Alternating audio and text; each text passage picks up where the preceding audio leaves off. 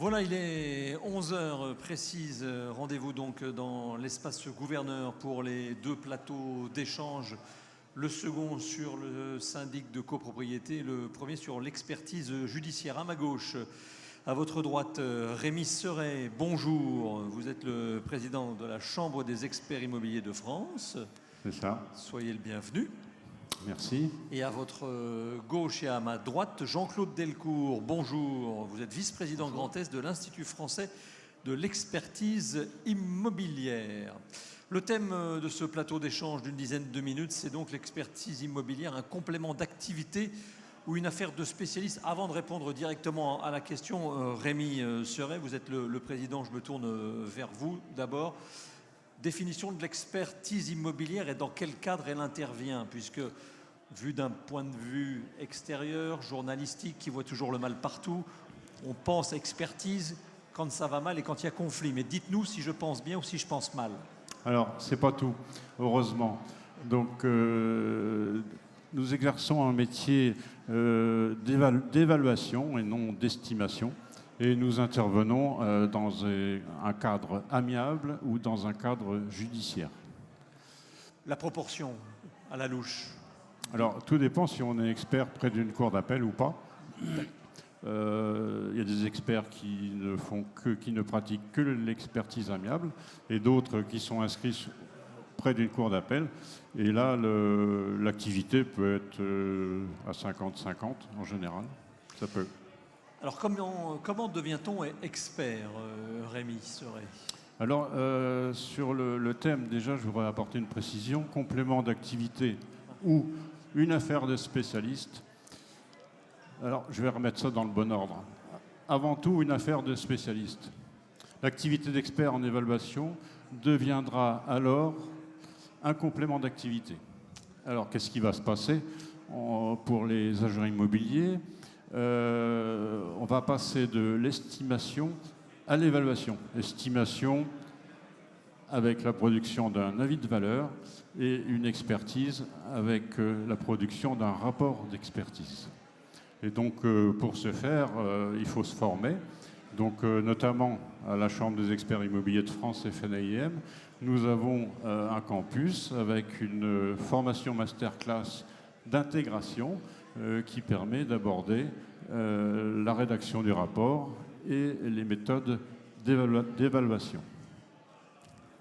Dans quel cadre a-t-on recours à l'expertise quand elle n'est pas judiciaire, par exemple pour une évaluation ? Alors, on peut intervenir dans le cadre d'une succession, même en amiable, où les indivisaires souhaitent avoir une expertise, enfin une évaluation avec un rapport d'expertise pour fixer la valeur vénale du bien. Ça, c'est un des cas. On intervient aussi en valeur locative, très souvent en renouvellement d'un bail commercial sur des petites surfaces ou des grandes surfaces. Ça peut être en zone commerciale sur de la grande distribution. C'est-à-dire, je suis propriétaire d'un local professionnel qui change de locataire et je voudrais me positionner pour lui proposer le loyer le plus adapté, c'est ça ? Alors, ça peut être ce cas-là, mais c'est souvent au moment du renouvellement du bail, en fait. Du renouvellement, d'accord. Voilà, ouais. Et il faut fixer la valeur locative en fonction du marché. Alors, je reviendrai vers vous, Rémi Seret, je me tourne vers Jean-Claude Delcourt. Vous êtes d'accord avec ce qui vient d'être dit ? On reprend peut-être le titre de cette table ronde un peu à l'envers. C'est d'abord un métier de professionnel pour devenir ensuite un complément d'activité ? Alors moi, mon expérience personnelle, j'ai été d'abord agent immobilier. Donc l'agent immobilier, en réalité, c'est un praticien de la valeur. Au quotidien, il fait l'exercice en permanence, en tous les cas, le transactionnaire, c'est d'évaluer, puisqu'on lui demande d'évaluer des biens immobiliers. C'est son principal travail. Le fait de suivre une formation à l'expertise, ça permet en réalité d'appliquer des méthodologies. Donc, on a donc un manuel qui s'appelle la charte de l'expertise, qui nous apprend à avoir des méthodologies et donc d'expliquer la valeur. Ce que ne fait pas l'agent immobilier, il a plutôt une valeur instinctive. parce que lui, il va estimer, parce que il va faire exactement le même chemin dans la tête, il va estimer par comparaison, parce qu'il aura vendu un bien 2 rues plus loin. Et donc, ce mécanisme-là, eh bien, il faut le mettre en place sous forme de méthodologie, et c'est ce qu'on apprend dans l'expertise. Ça change beaucoup, estimation, expertise, évaluation, dans l'appréciation, puisque vous faites les deux.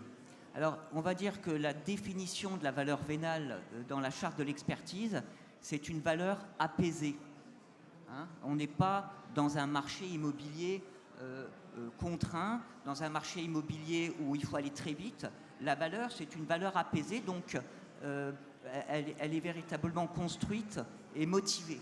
Ce que ne fait pas forcément l'agent immobilier dans son avis de valeur, qui peut être également une façon de récupérer des mandats. Ce qui n'est pas le cas dans l'expertise, puisqu'en réalité, on est complètement indépendant et évidemment, on ne vend pas ce que l'on a évalué. Interdiction formelle. Mais ce que vous nous dites là, c'est que vous faites les deux. Vous faites des estimations et des expertises. Non, à titre personnel. Voilà, à titre personnel, j'étais agent immobilier donc, et j'ai exercé pendant 3 ou 4 ans l'expertise. Je me suis formé à l'expertise et ensuite j'ai complètement arrêté ma profession d'agent immobilier pour ne faire que de l'expertise. D'accord. Donc vous êtes maintenant spécialisé dans Absolument. l'expertise. Sur la façon dont on devient expert, Rémi Serret. Alors, quelles sont les étapes? Voilà, les étapes. Donc il faut se former. Nous, à la Chambre des experts immobiliers de France, nous proposons une formation d'intégration. Après, il y a une adhésion. Après, on peut évoluer sur des spécialités, que ce soit le fonds de commerce, l'immobilier d'entreprise, l'immobilier de bureau, l'immobilier à caractère exceptionnel, les biens ruraux. Tout ça, ce sont des spécialités qui font partie de notre chambre des experts. Et après, on peut aborder la certification Tegova. C'est une certification européenne qui soit TRV avec 2 spécialités différentes ou TRV en ce qui concerne uniquement l'habitation. Et ensuite, il faut se faire connaître. Il faut se faire connaître. Il ne faut pas hésiter à prendre des contacts. Est-ce que c'est rémunérateur? Bien sûr. L'évaluation, nous prenons des honoraires. L'estimation, c'est quelquefois un peu difficile. Donc on passe à l'évaluation, au rapport d'expertise, et là on peut se faire rémunérer correctement, sachant que les débours, les frais et débours dans une expertise, c'est quoi? Ça va se limiter à un déplacement et puis de la bureautique. Le reste, c'est de la matière grise.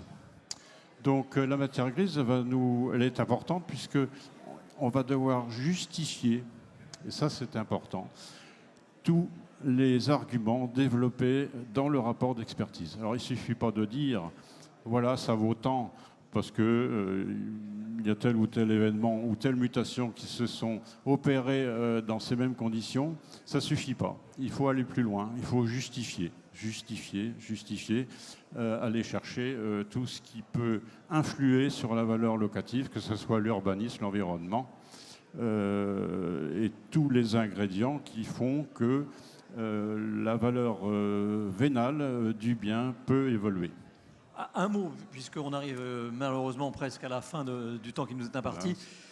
On est face à des professionnels, de jeunes aussi futurs professionnels. Est-ce que vous diriez qu'il manque d'experts en France et que c'est une voie vers laquelle il faut aller? Oui, c'est une spécialité très importante à acquérir. Alors, ça demande du travail, bien sûr. Une fois qu'on est dans la profession, une fois qu'on est connu et reconnu, il y a du travail. Il y a du travail. En général, les experts qui sont spécialisés dans différents domaines, puisqu'il faut se spécialiser, sont souvent débordés. Donc il y a du travail. C'est un métier passionnant qui demande beaucoup de rigueur et d'impartialité. Donc c'est vraiment une voie à suivre. Une belle voie. Un dernier mot avec vous, Jean-Claude Delcourt, puisque vous avez abandonné votre métier d'agent immobilier pour vous concentrer sur l'expertise, c'est que vous y aviez vu un intérêt, une passion. Vous êtes spécialisé, vous, dans un ou plusieurs domaines d'expertise? Oui, alors on est spécialisé dans. Un peu plus moi, près je le suis micro. spécialisé, pardon, dans ce que j'ai exercé pendant 30 ans, c'est-à-dire les biens résidentiels et puis les biens commerciaux. Voilà, mais pas de château, hein, pas de biens atypiques, pas de camping, hein, mais on a des confrères qui sont spécialisés sur des thèmes et qui exercent sur la France entière des évaluations. Voilà, en camping, on a une consoeur qui fait que du camping, par exemple. Et vous êtes comme votre président, c'est un métier d'avenir face aux agents qui sont là et aux plus jeunes? Ah oui, et j'encourage chacun à se former à l'expertise, bien sûr. On a besoin de vous, bien sûr. Merci Jean-Claude Delcourt et Rémi Serret. On peut les applaudir chaleureusement, s'il vous plaît. Ah, merci, merci. messieurs, pour ce temps d'échange très court, j'en suis bien convaincu, sur l'expertise. Dans quelques minutes, nous parlerons syndic de copropriété. Merci, dans 5 minutes précisément.